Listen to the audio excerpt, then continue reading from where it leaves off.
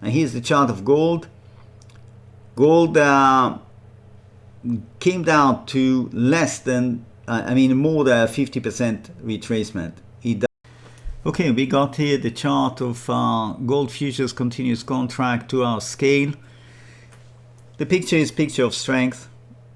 It's consolidation, base building. You can see the jump that we had, a nice jump here from support, first level of major support right here. But I think it's not ready to zoom a lot higher right now. It seems to me it is in a complex lateral movement, and I think that I would be happy taking this as an ABC that could form an A, ABC that could form a B. If I'm wrong, it's going to run above this level, in which case I'm going to take this as a 1, 2, 3, and that will be a fourth wave, and that will be a fifth, in which case it is also unlikely to zoom straight up. It is possible that it will just hit 34.40 or thereabout, and then come down to correct those 5 legs that came up. Okay, but more likely, it is a fair chance that in fact the up move here ended right here.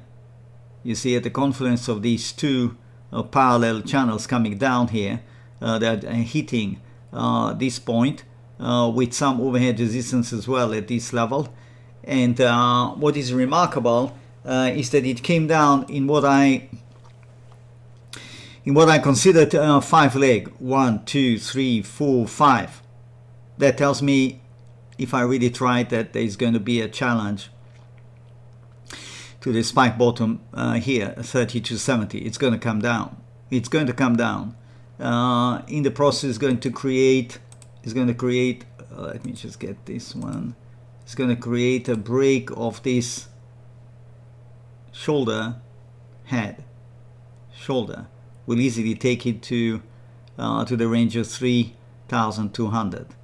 Okay, and in the process, I think it will finish an ABC.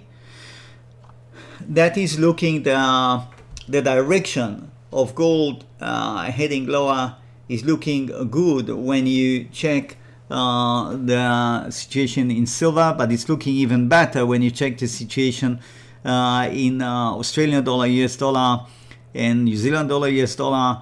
They have a pattern that is rather clear, and it is heading lower. I can see that on my other screens right now. Both currencies are heading lower. The pattern is looking very clear, and it's not surprising that I am thinking like that, because the Australian dollar, US dollar has high correlation, very high correlation with gold, silver, more with gold. In short, that's the idea. I think it is going to, if it's not ready to break this level right here, it's going to trail sideways. It's going to stay range bound for another day or two, and then break. Okay, so a break towards 3200s or slightly lower towards 3130 or thereabout around here. It's probably a good buy. I would say it's a good buy. There is a lot of support. We saw what happened when it came down here last time.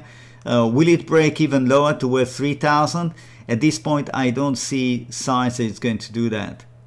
Okay, that's all I can say. I don't see signs it's going to do that. I think if we go down in that C and we spend the next week or two going down, trailing sideways reluctantly, and then we find support, we coming back up, that will fit perfect with the pattern that I see in the Australian dollar, US dollar. It will finish, the Australian dollar, US dollar will finish a second wave. It might be ready to take off in a third wave.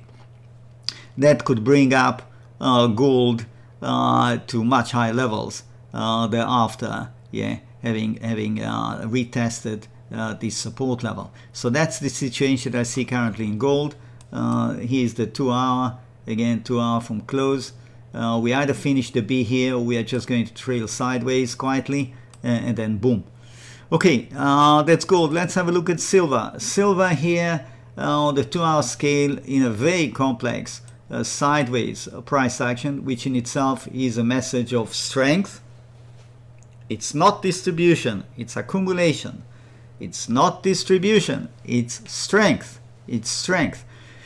But It's very complex with other legs that are that have built over time here. It is still not very clear to me if we are in a huge second wave or this could morph into a fourth wave. Okay, either way, this is a pause on the way to much higher ground in silver. This should be taken as a leg complete, leg in itself, finished. I think that could form an A. It could also be a 1. If this is a 1-2, silver is not going to stay here, and this wave count is wrong, and it's going to pop its head and it's going to run, okay, which I don't expect. But if that happens, then this is potentially the right wave count. It could be ready to start waking up sooner than I think. Otherwise, that's what I have in mind for silver. I think we have seen an A, we have seen a B.